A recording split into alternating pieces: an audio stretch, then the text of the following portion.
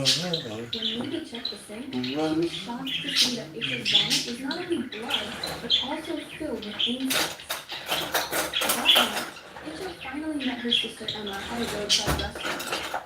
Emma told her that she had just broken up with her boyfriend, Gossip, because he was often ignored and they kept fighting. Gently, Aisha advised her to take another chance, reminding her that such problems are common in a relationship. The two sisters, although both feeling emotionally neglected, actually didn't really realize how lost they were in their respective lives. Aisha then shared something quite clear, that in a modern relationship, there will be a time when all that remains is conversation. And if there is someone who can still talk sincerely, that alone is actually quite meaningful. Emma listened attentively and then admitted that their parents really hoped that Esha would have children soon. This affected Esha deeply because she had been trying to get pregnant but continued to face medical complications that required treatment. The pressure was emotionally draining, both for herself and for Ariel. Then, Aisha sent a text message to Ariel, asking him to also pick up her medicine after work. However, in the midst of his busy schedule, Ariel suddenly saw a figure that exactly resembled Eka, standing right in front of him, even though he knew his wife should be with Emma. Confused and overcome with curiosity, Ariel tried to follow the figure that looked so much like his wife. However, as soon as he arrived at his destination, the figure suddenly disappeared. Not long after, Ariel heard a very familiar scream. Hastily, he ran towards the source of the sound. And how shocked he was to find Etcha inside Hi, the room, welkom. standing in a strange position while looking like a pregnant woman. Even more terrifying, right before his eyes, Etcha looked as if she was about to give birth. And horribly, she actually gave birth to a devil baby. Ariel suddenly froze in fear when Eka looked at him with a very scary smile. The baby crawled slowly towards him, making Ariel's body even more stiff. However,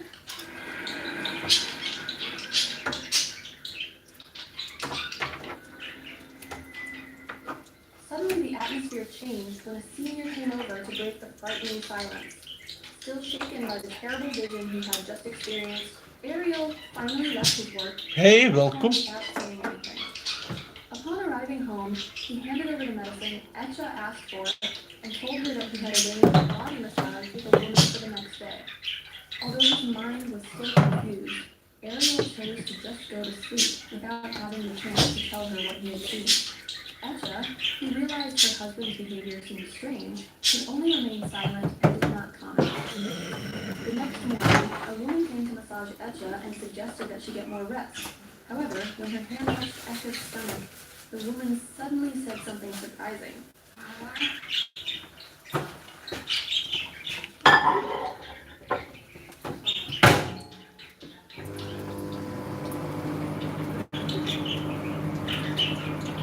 Etcha turned out to be 3 months pregnant. Etcha was naturally very happy to hear this, but Ariel, on the contrary, looked very scared because he knew very well that they had only had sex twice recently, once 2 days ago, and before that, it was 6 months ago. Ariel didn't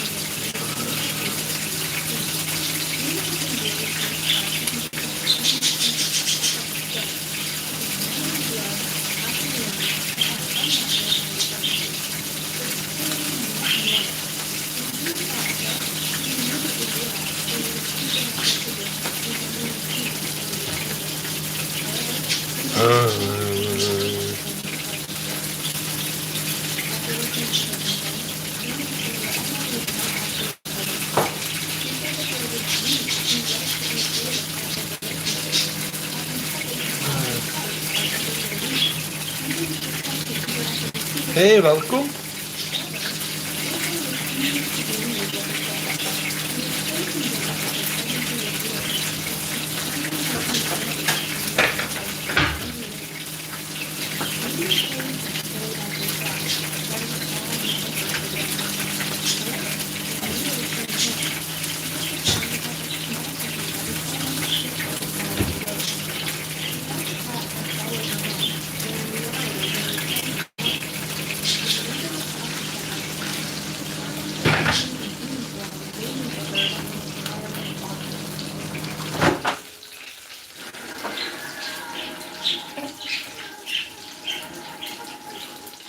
Without mercy, the demon would absolutely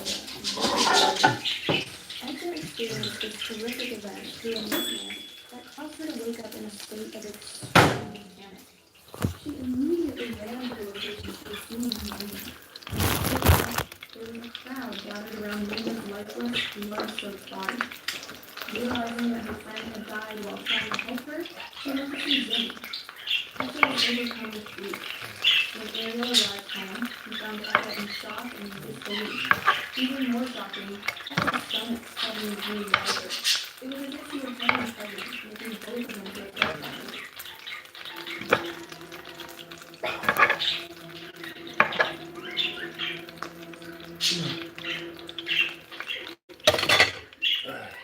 Finally, Asia plucked up the courage to tell Ariel everything, including her strange dreams and the presence of the demon. Filled with guilt for having returned, and because of Linda's death, Edgar decided to seek help again. Together with Ariel and her sister Emma, they decided to go to another spiritual teacher for help.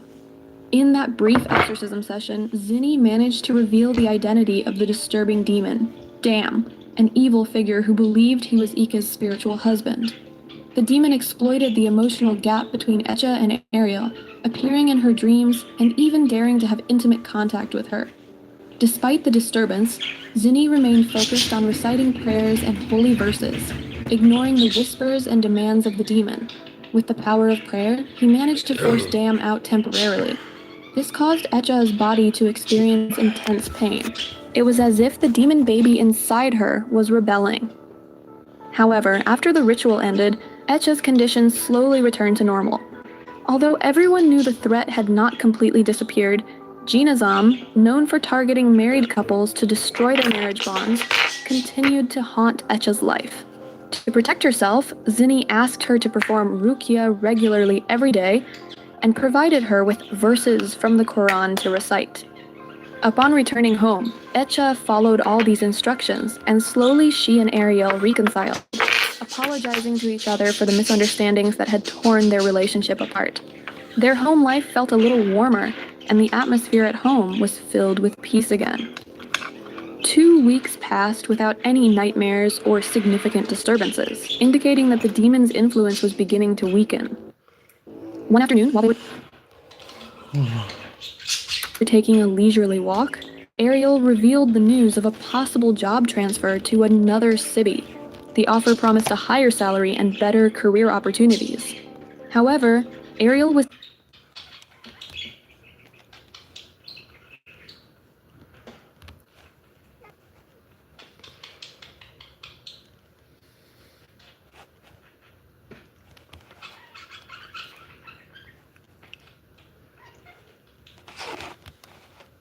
Hey, welkom.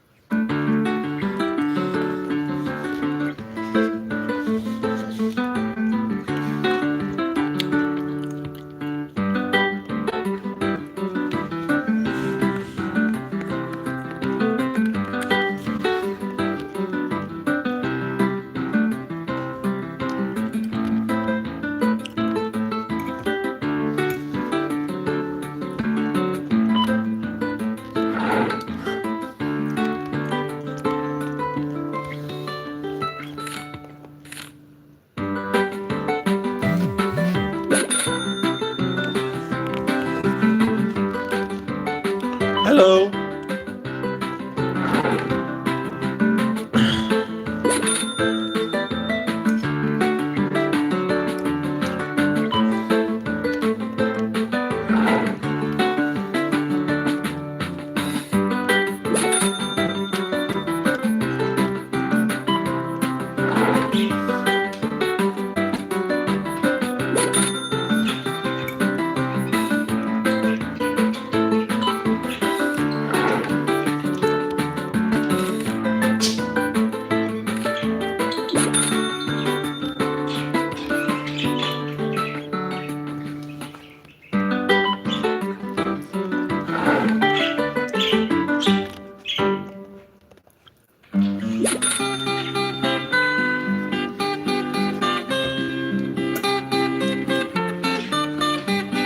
Hey, welkom.